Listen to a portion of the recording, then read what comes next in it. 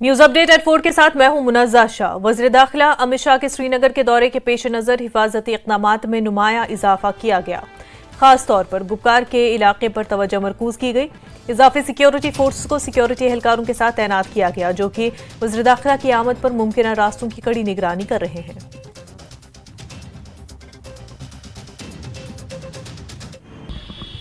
गृह मंत्री अमित शाह आज श्रीनगर के दौरे पे आएंगे।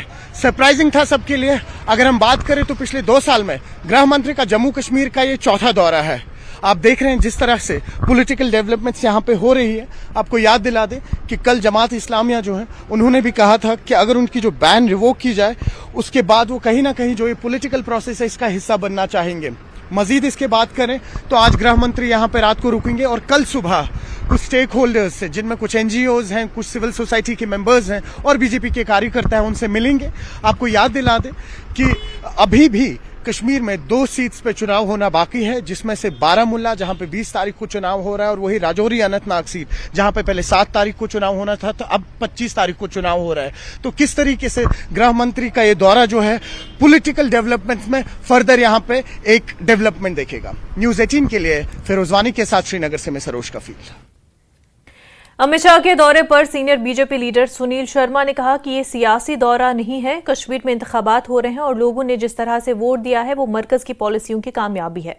उन्होंने कहा कि वो पार्टी की सूरत हाल के बारे में बात करेंगे। शाह के अमरनाथ यात्रा के इंतजामात का भी जायजा लेने की तवक्का है। हाँ, आज तो honourable union home minister Kashmir आ रहे हैं, लेकिन ये कोई सियासी दौरा नहीं है। चूँकि कश्मीर में चुनाव हो रहे हैं और 13 तारीख को जिस प्रकार से वोटर्स का टर्नआउट हुआ है, ये बहुत बड़ी सक्सेस है केंद्रीय सरकार की योजनाओं की, पॉलिसीज़ की, 370 की एब्रोगेशन की। इस टर्नआउट को और बढ़ाया जाए और शांति और अमन का वातावरण दिया जाए, इसको लेके सिक्योरिटी पॉइंट ऑफ व्यू से मुझे लगता है कि उसका जायज़ा लेने के लिए वज़ीर दाखिला साहब आज आएंगे। इसमें कोई भी पॉलिटिकल नहीं है। हाँ, पार्टी के कार्यकर्ता उनके साथ बैठेंगे, चर्चा करेंगे। चूँकि हमारा कोई प्रत्याशी नहीं है, इसलिए हम शुद्ध रूप से केवल पार्टी की संगठन। नेशनल कॉन्फ्रेंस के नायब सदर उमर अब्दुल्ला ने सुंबल सोडावारी में वज़ीर दाखिला अमित शाह के कश्मीर दौरे से मुतल्लिक एक सवाल के जवाब में कहा कि अगर भारतीय जनता पार्टी का यहाँ कोई उम्मीदवार नहीं है तो फिर अमित शाह का इंतखाबी मुहिम छोड़कर अचानक यहाँ आना ताज्जुब से कम नहीं। उमर अब्दुल्ला ने कहा कि शायद अमित शाह ये जान गए हैं कि श्रीनगर पार्लिमानी नशिस्त नेशनल कॉन्फ्रेंस ने जीत ली है और अब वो कहीं न कहीं शुमाली कश्मीर की सीट पर नेशनल कॉन्फ्रेंस को नुकसान पहुंचाना चाहते हैं। उमर अब्दुल्ला ने सुंबल में एक पार्टी कन्वेंशन से खिताब किया। उनके हमरा आगा सईद रूहुल्ला, आगा सईद महमूद, हिलाल अकबर लोन, गुलाम रसूल नाज समेत दीगर लीडरान मौजूद थे। उमर अब्दुल्ला ने कहा कि जमात इस्लामी पर आयद पाबंदी जल्दी हटनी चाहिए। जाना चाहिए आने वाले जो असेंबली इंतखाबात हैं उनमें जमात इस्लामी उतरे और बढ़ चढ़ के हिस्सा ले। अभी तक तो बीच बीच में हम ये सुन रहे थे मुख्तलिफ इलेक्शनों में कि कहीं ना कहीं वो उम्मीदवारों की मदद करने की बात कर रहे थे। अब उनका अपना उम्मीदवार होगा, बढ़ चढ़ के हिस्सा ले। जहाँ तक आप लोगों को ये अजीब नहीं लगता कि जहाँ उनका कोई उम्मीदवार नहीं है, जहाँ वो इलेक्शन नहीं लड़ रहे हैं, वहाँ कैंपेन छोड़ के 2 दिन के लिए होम मिनिस्टर साहब यहाँ आ रहे हैं। शायद ये इस बात का नतीजा है कि वो जान गए हैं कि श्रीनगर की सीट जो है वो आगा रूहुल्ला साहब जीत गए हैं। अब वो किसी न किसी जो है इस कोशिश में लगे रहेंगे कि कहीं नेशनल कॉन्फ्रेंस को वो किस तरह नुकसान पहुंचा पाएंगे।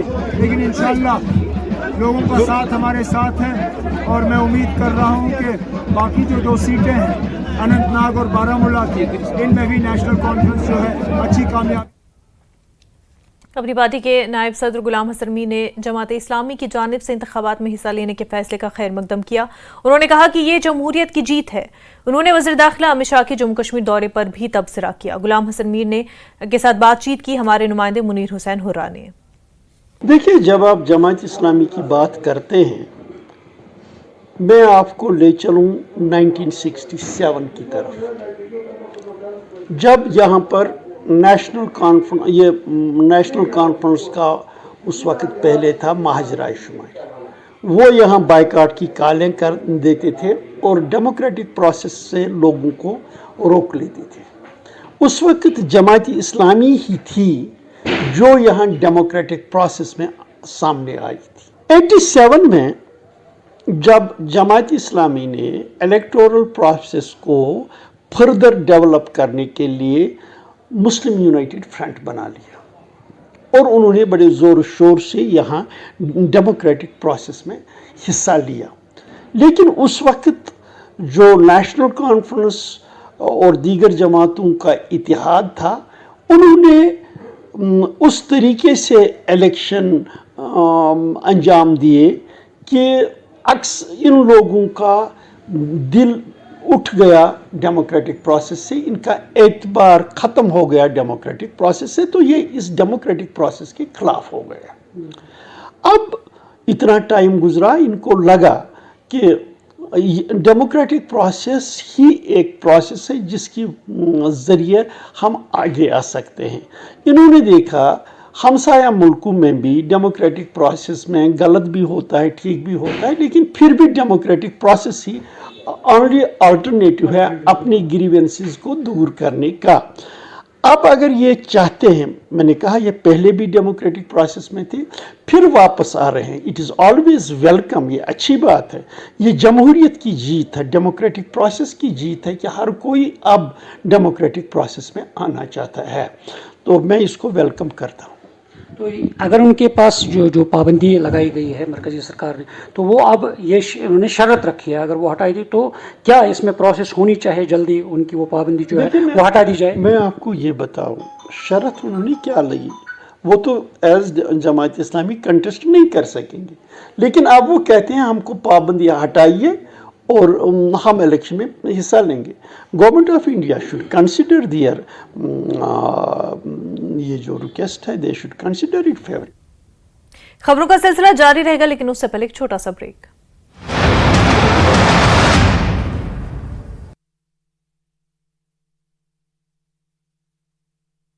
कावेरी को इंग्लिश पढ़ाने में के लिए दी गई ट्रेनिंग। सोलन में युवा मोर्चा मंडल ने कोचिंग संस्थान जाकर छात्रों से मतदान करने की अपील की। मंडल अध्यक्ष अरुण ठाकुर के साथ युवा मोर्चा प्रदेश प्रवक्ता रोहित भारद्वाज भी रहे मौजूद। रोहित भारद्वाज ने भी देश के विकास के लिए वोट करने की अपील की। सोलन में रफी नाइट गायन प्रतियोगिता का होगा आयोजन। महानायक अमिताभ बच्चन के साथ गायक सतीश कपूर होंगे जज। 13 और 14 जून को होगा प्रतियोगिता का आयोजन। विजय फोरम के अध्यक्ष तरसेम भारती ने दी जानकारी। प्रदेश प्रवक्ता विवेक शर्मा ने कांग्रेस पर कसा तंज। कहा, कांग्रेस एक राष्ट्रीय पार्टी नहीं रही, कांग्रेस की पूरी तरह से दिशाहीन हो चुकी है। बीजेपी राष्ट्रीय मुद्दों पर चुनाव लड़ रही है। डोडा में कल रात एक चोर।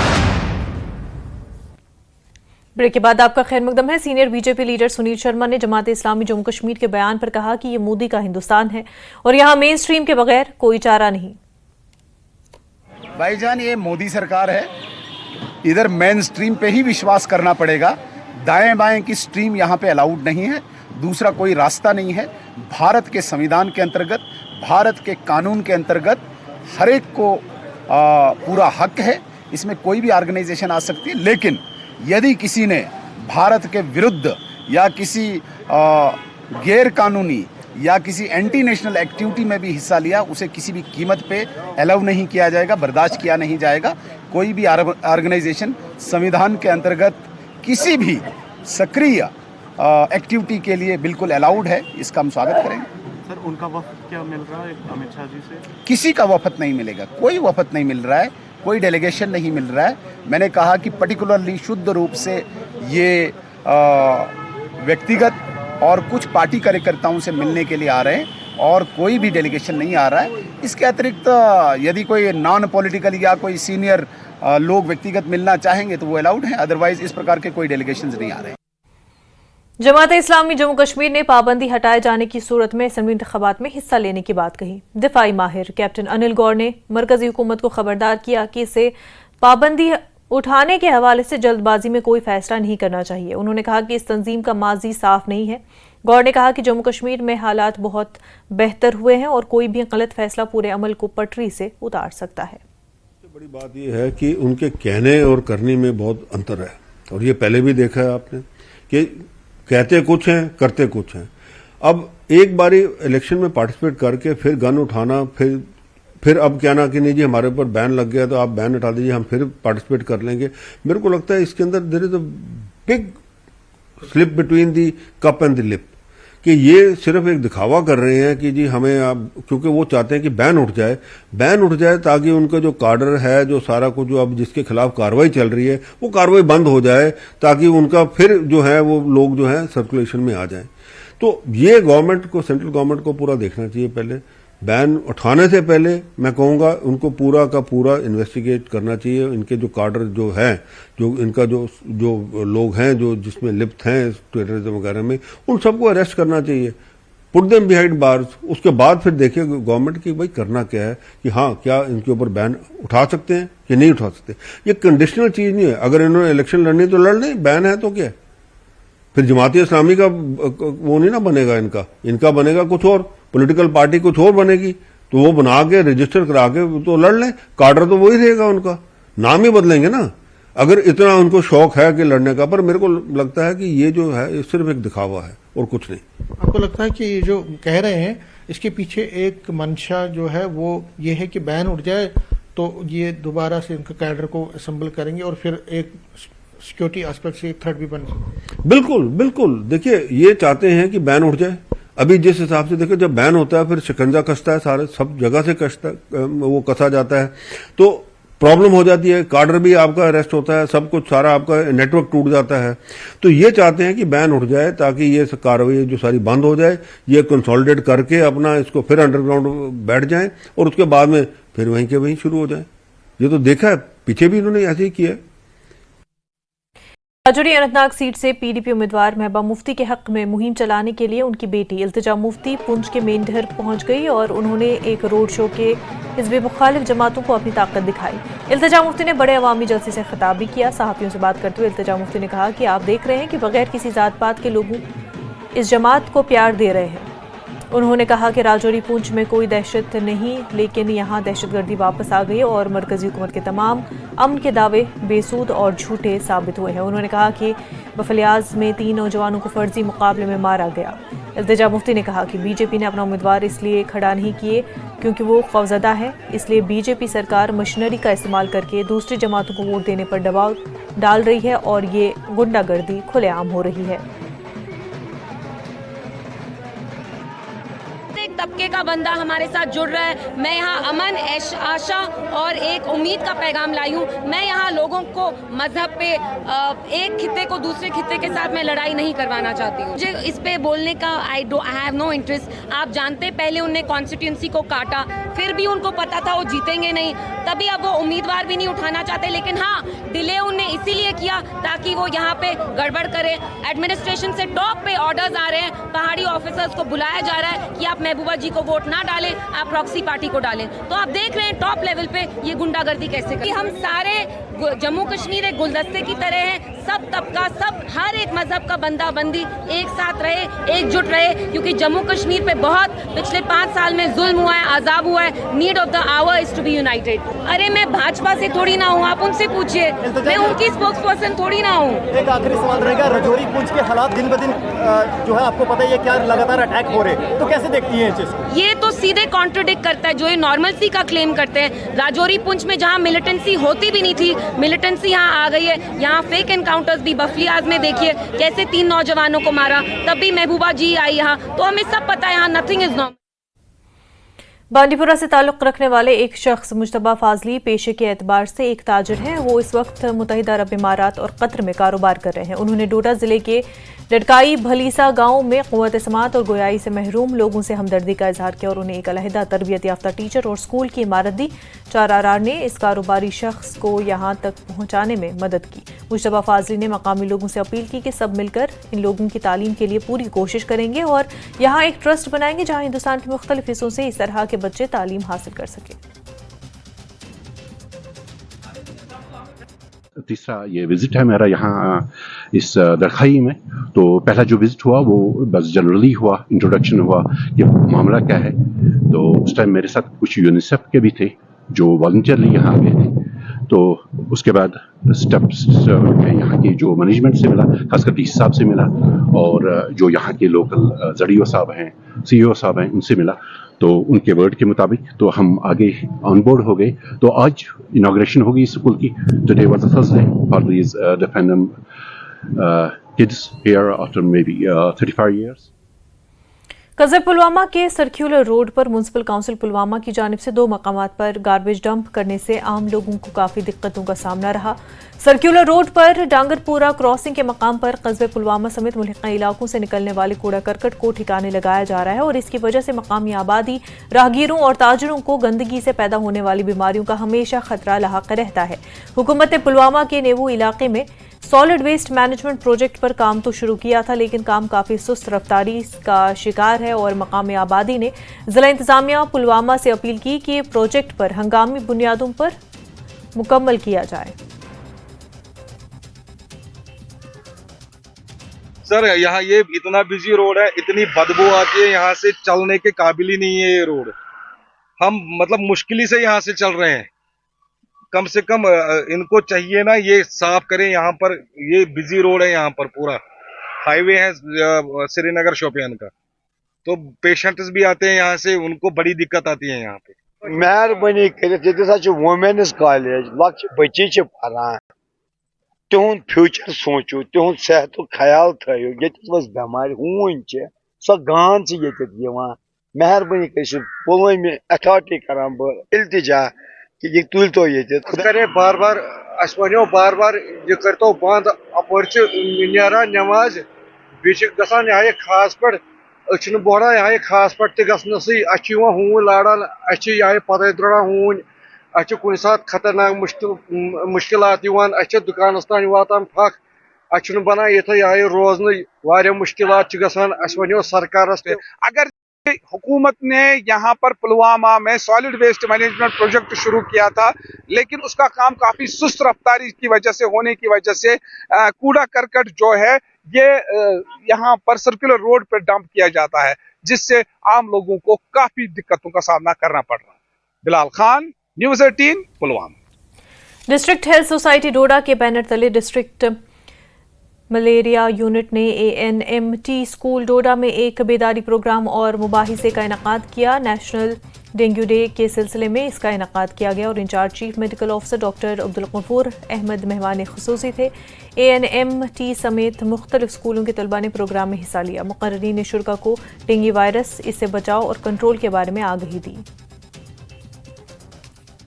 आप देखिए कि लास्ट ईयर से कि प्रोग्राम्स में भी अभी बताया जाता है कि किस तरीके से यहाँ पे केसेस बढ़ रहे हैं। जैसे कि लास्ट ईयर अगर हम अपने डोडा की बात करें 40 केसेस यहाँ पे आए थे। लोगों को प्रिकॉशंस ये हैं कि अपनी जगहों को नीट एंड क्लीन रखें। कहीं पानी अगर जमा है तो उस पानी को नीट एंड क्लीन करें, वहाँ पे साफ़ सफाई रखें, स्लीवलेस फुल स्लीव कपड़े पहने।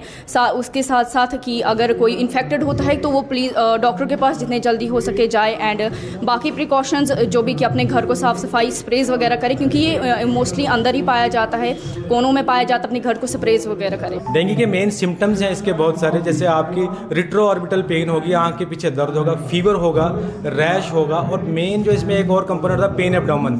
फिर जब एडवांस थोड़ा और बढ़ेगा तो आपको टॉर्निकेट टेस्ट या कुछ कपड़ा ज़रूर अगर बांधेंगे आपके इस पे बाजू पे या कहीं भी, तो वहाँ छोटे छोटे पटीके हो जाएंगे, जैसे हेमरेज होता है ना दबाने से, वैसा हो जाएगा आपके जिस्म पे खुद ही। तो उसके बाद अगर एडवांस जाता है तो ब्लीडिंग, नेजल ब्लीडिंग शुरू हो सकती है, मुंह से ब्लीडिंग हो सकती है, कैविटीज़ जो भी है नेचुरल कैविटीज़ वहाँ से ब्लीडिंग होने के चांसेस रहते हैं। क्यों? क्योंकि प्लेटलेट काउंट बहुत कम हो जाता है। अगर यही प्लेटलेट काउंट 40,000 से कम हो जाए और 20 के आसपास पहुँच जाए तो ब्लीडिंग खुद ही शुरू होना शुरू हो जाती है। तो मेन है कि हमें शुरू में ही इनिशियल स्टेजेस में ही कंट्रोल करने की कोशिश करनी चाहिए। अगर कोई ज़्यादा सिक हो गया तो हॉस्पिटलाइजेशन। वादी कश्मीर के कई ऐसे इलाके हैं जहां माजी में सियासी सरगर्मियां काफ़ी कम देखी जाती थी। सोईबुग बडगाम भी ऐसा ही एक इलाका है। ये इलाका माजी में हालात के चलते काफ़ी मुतासर रहा, लेकिन आज यहाँ पर भी अवामी रैली मुनक्किद हुई। इंजीनियर अब्दुल रशीद की अवामी इत्तेहाद पार्टी की जानिब से रैली मुनक्किद हुई और इसमें लोगों ने खासा जोश खरोश भी देखा गया। नौजवानों ने बढ़ चढ़कर हिस्सा लिया और इस दौरान लोगों ने कहा कि वो इस मरतबा इलेक्शन में इसलिए हिस्सा ले रहे हैं ताकि उनका नुमाइंदा पार्लियामेंट में उनकी आवाज़ बने।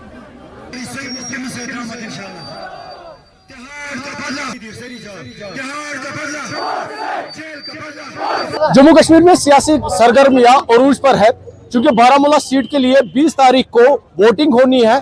हम इस वक्त सोईबुक बड़गाम में मौजूद है। ये एक ऐसा इलाका है जो पॉलिटिकल रैलियों से काफी वक्त तक दूर रहा, लेकिन इस मर्तबा क्योंकि यहाँ पर आज AIP की रैली है और यहाँ पर आप देखिए कितने लोग जमा है, और इनसे भी बात करने की कोशिश करेंगे क्या चाहते हैं ये और क्यों ये सपोर्ट करें। देखिए आबिद साहब, सबसे पहले आपका शुक्रिया कि आप यहाँ पे आए हैं और AIP की रैली को कवर कर रहे हैं, क्योंकि आज बहुत सारे लोग जो है वो स्पेशली अगर मैं मीडिया की बात करूँ, जो बिके हुए मीडिया वाले हैं, तो वो इस चीज़ को कवर नहीं कर रहे हैं और लोगों में एक नेगेटिव मैसेज आ रही है। लेकिन अगर आप ग्राउंड लेवल की बात करें तो ग्राउंड लेवल पर अगर हम देखें तो आजकल हर कोई, specially if I would like to talk about youths, young people, young generation, जो आज तक वोटों से महरूम मतलब दूर रहते थे।